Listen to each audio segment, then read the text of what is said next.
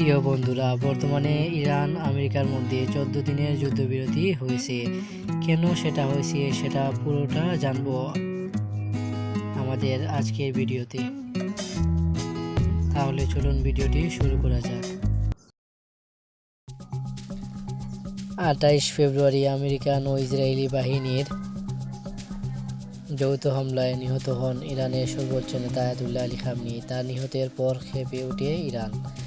তারা হামলা চালায় মধ্যপ্রাচ্যের বিভিন্ন মার্কিন ঘাঁটি এবং হামলা চালায় ইসরায়েলের প্রাক্তন রাজধানী তেল আবিবে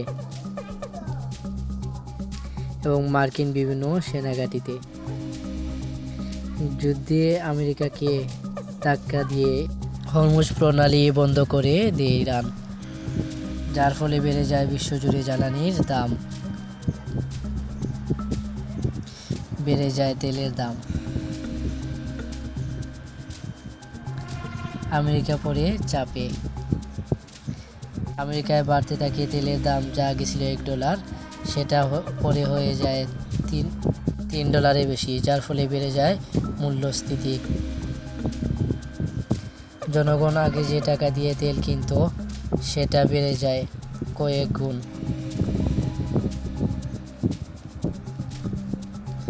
যার ফলে ট্রেন সহ অন্যান্য যাতায়াত ব্যবস্থা, যার ফলে ভোগান্তিতে পড়তে হয় দেশের জনগণকে।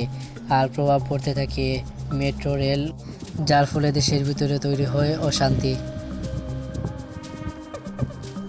এদিকে ইরানি হামলায় লণ্ডভণ্ড হয়ে যায় ইসরায়েল।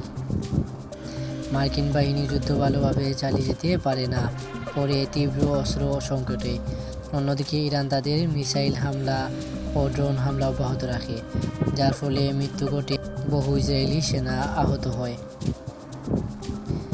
অ্যাটাক হয় আমেরিকার ঘাঁটিতেও হতাহত হয় অনেক সেনা, যার ফলে আমেরিকা ব্যাকআপ এর জন্য মিত্রদের বলে, কিন্তু মিত্ররা আমেরিকাকে সাহায্য করতে অস্বীকার করে।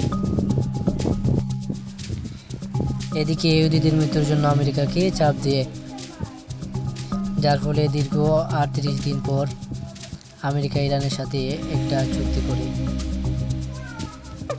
চুক্তিটি 14 দিনের যুদ্ধবিরতির জন্য করা হয়। চুক্তি করার পিছনে রয়েছে অনেক কারণ, যার মধ্যে পরমাণু যুদ্ধের আশঙ্কাও রয়েছে।